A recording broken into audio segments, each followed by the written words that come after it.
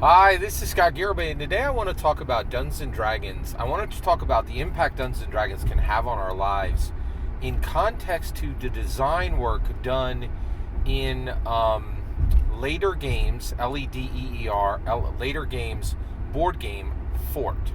All right, so let's talk about later games for a minute. LEDER, I think they're a foreign company. I'm sorry, foreign isn't the correct word. I think the right word now, the better word is, the more kind and tolerant word is international, right? So it's an international producer. I don't think it's made in the U.S. I don't think they're U.S. designers, and but they made Root, right? And this is a big deal because Fort is a child of Root, right? Fort has let me define all my terms here. If you don't know, Root is a historically important board game. Okay, now what does that mean? So Root really changed the face of board gaming, right? And this is completely relevant to Dungeons and Dragons because Root's impact on board gaming was so strong it got a tabletop role playing game. I don't know if you know this, but Gary Gygax, 1974, creates Dungeons and Dragons. There's nothing like it.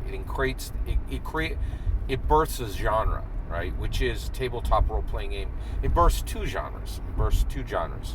It bursts tabletop role-playing game experiences, and it bursts tabletop role-playing games, which are not the same. And I don't want to get into that. I don't want to get off track here, but I think they're two distinct things, right? But there are grandchildren of Dungeons and Dragons, and like Shadowrun is a direct grandchild of Dungeons and Dragons. It wouldn't exist without Dungeons and Dragons. There would be no Shadowrun tabletop role-playing game if Gary hadn't done what he did in 1974. Period. End of sentence, right? Okay, so Root was created into a tabletop role-playing game. I actually own it. It's a fantastic book. It's a really good tabletop role-playing game. So Root is and what is Root? Root is World War II as an asymmetrical board game played with charismatic fauna. Charismatic animals, right?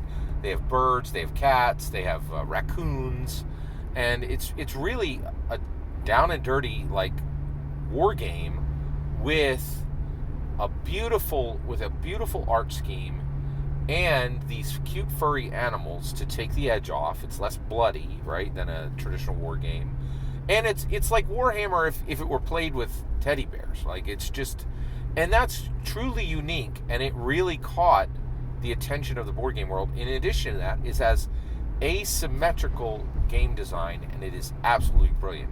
So the people at Leader Games, and this is why you're here, right? Like I don't talk about, oh hey, somebody schlepped out another bad copy of Dungeons and Dragons, and now you can play an orc with four horns and get a mechanical benefit for it, right?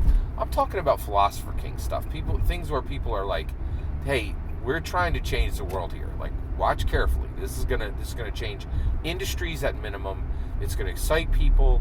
And when you look and that's another thing is like they're like, hey, anybody can make a war game, right? If we make another crusty war game where all the characters are non-likable, we're gonna get the same people playing it, right? But when they made Root, suddenly you didn't have middle-aged guys playing. You had young women, you had people of different preferences. Because it was cute, it opened up wargaming, right? It was different, right? And so Root is a really important game, right? Now Fort is Root with a different theme, okay? It has the same type of asymmetrical design, and it's also massively complicated, right?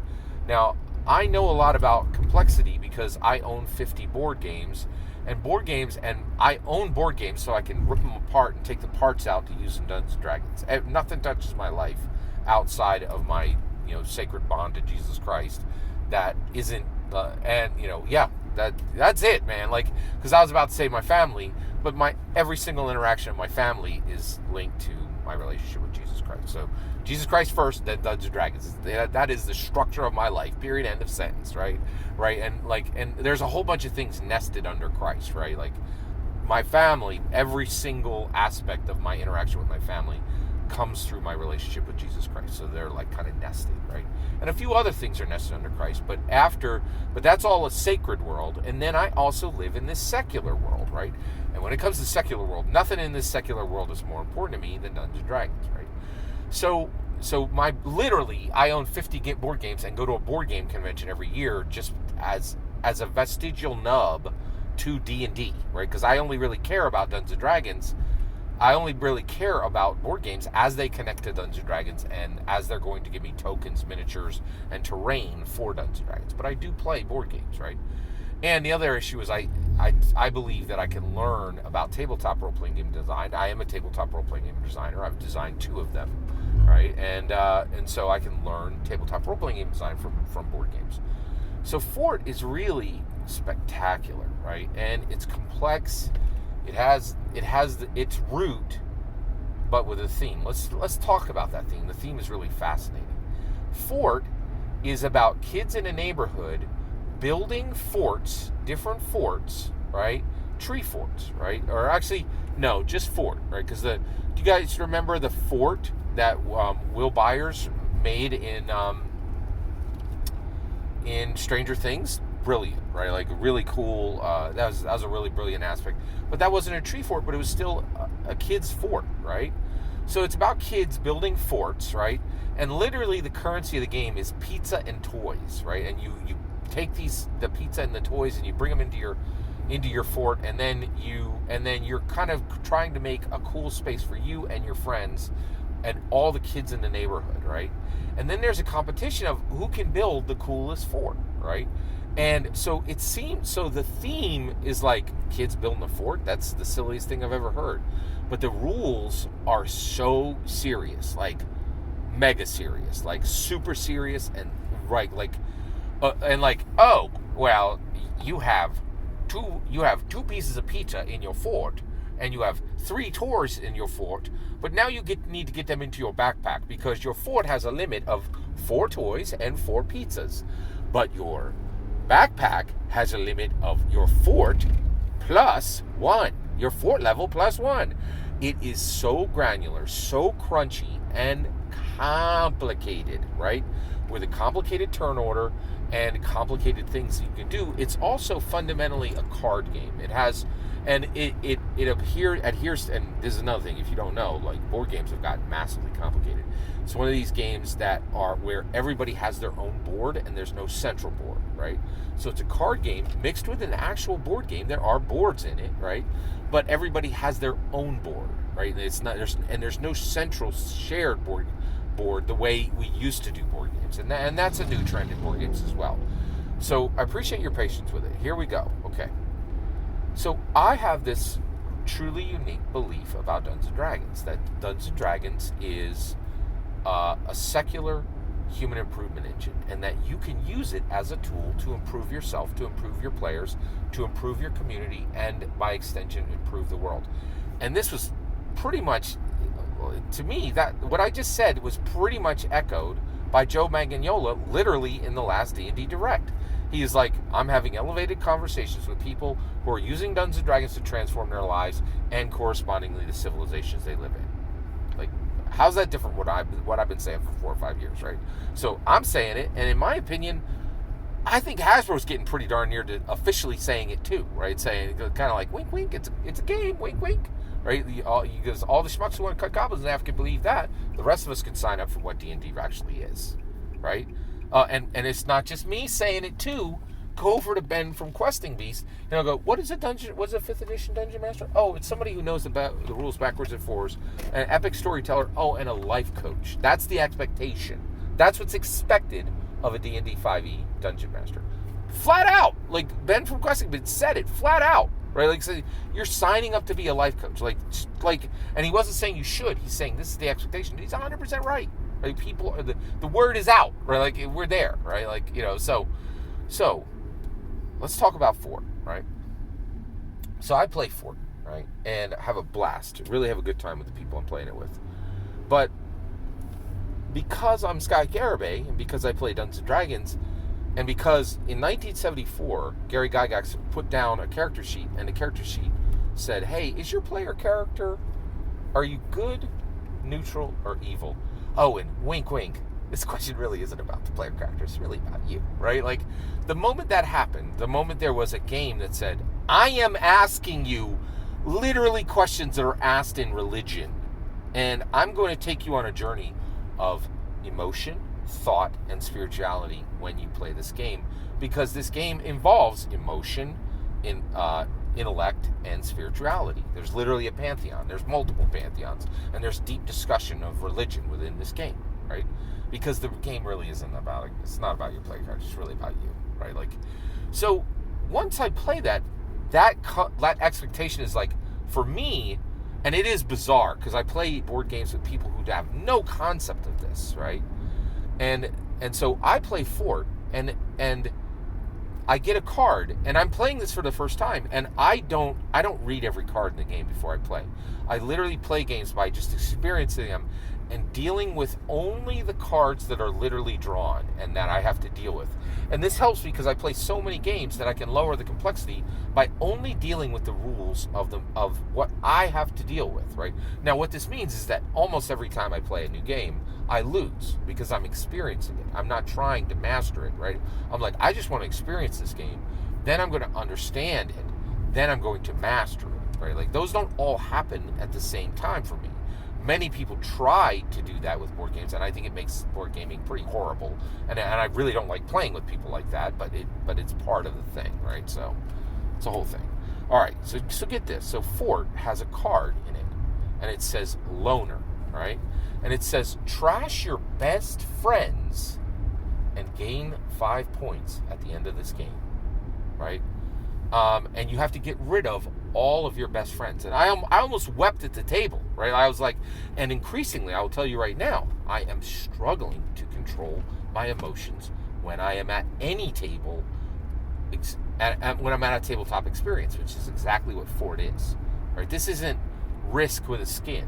Like, this is literally saying, hey, are you willing to trash every single one of your best friends to gain 5 points? And I'm like, that's not a question in this game. I did that last year, right? Like, and I was really like, me and my friend had a disagreement over Dungeons & Dragons, and I burned my friendship with him. I trashed him and lost him forever, right? Not the card, the friend, right? Like, and so this game is saying, Scott, are you a loner?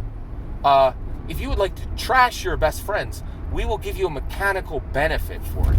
And I was like, oh my gosh, right? The designers of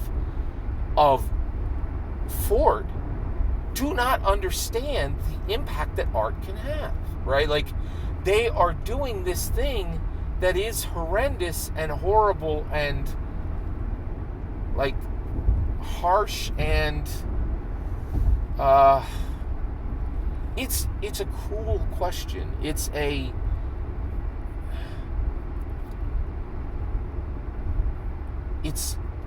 downright irresponsible, right? Like, to me, game designers don't understand that Gary created a world where people will look for meaning in a rule book and will take lessons for IRL from fantasy, right? And now I do think we're reaching a level of some concern, right? Because it made me very sad, and it impacted me to see this card, and I was like, they have no idea that people could take what they're putting into a game as art and be moved by it and maybe even be changed or transformed by it, right? And so it's interesting, or they're monsters, right? Because if you know what I'm saying, why would you put a card in there and say, listen, make sure you understand a lesson of life is if you're willing to burn people like fuel, you can advance in life? Or why would you put that into a game about kids building forts, right? So not only has Gary's work utterly changed the face of tabletop role-playing games, in that there's this deeper level that right now very few people, anybody not listening to this channel, is certainly not aware of, right? and they might be getting hints of it, right? Because Joe Manganiello is aware of it, right? And there are people. So there's this truth that a few people are starting to openly discuss, right? But there's this, but overall, what's interesting is what Gary did expanded beyond.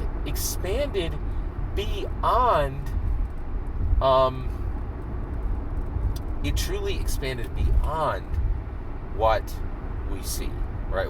It expanded beyond Dungeons and Dragons. It's really fully in effect for any tabletop role-playing gaming, for any tabletop experience. Now, what do we mean? And what we mean, and what I mean by tabletop experience, there are games, there are things that are meaningless, right?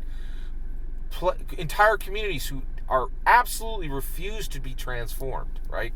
Designers who are saying art is meaningless and art will never occur in this Snakes and Ladders game, right? And so there are those things, but they are very rare, right? Or actually, but there's also this deeper layer and this other area where you are being connected and very much interacting in a place where peoples can literally be transformed. And that is very significant and very meaningful. And it means that we need to be concerned about transformation from art, even beyond Gary's work. Every single word of that is my humble opinion. What's important is when I get to hear your humble opinion when you get in the comments and send your traffic. Please consider liking and subscribing, and have a wonderful millennium.